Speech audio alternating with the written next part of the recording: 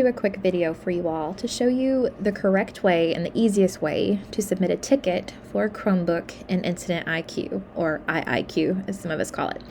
So I do have permission from Ms. Vandergrift to be using hers because my view looks different than a teacher view, so I wanted to make sure you saw what it looked like on your end. All right, so once you log in, you should see something similar to this.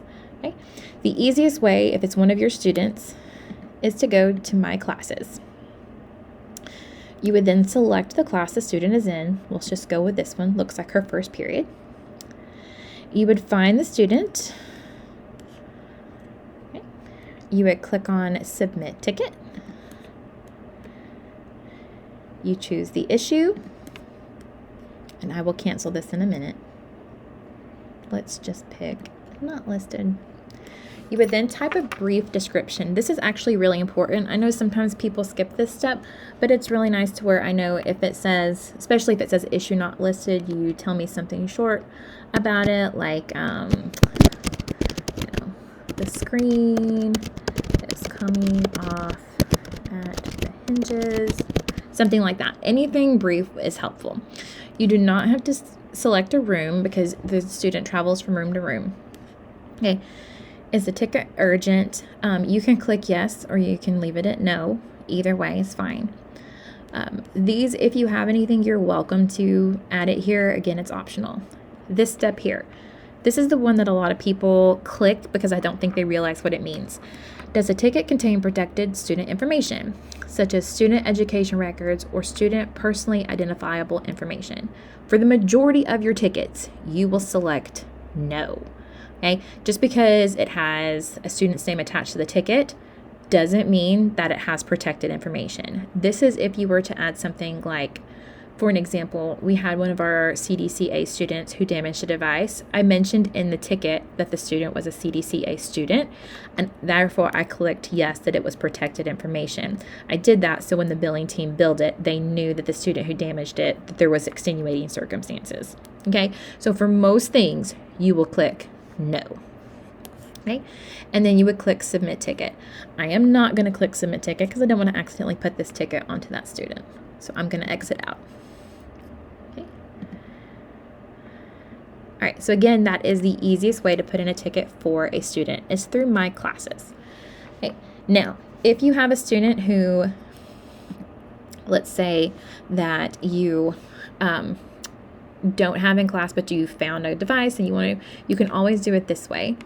Okay, and you would search for the tag number on it, but most of you aren't doing that. Most of you are choosing students that you already have. Okay, I will show you one thing because I noticed it down here for Bree. Bree has two devices to her. So if you see right here, it says unknown.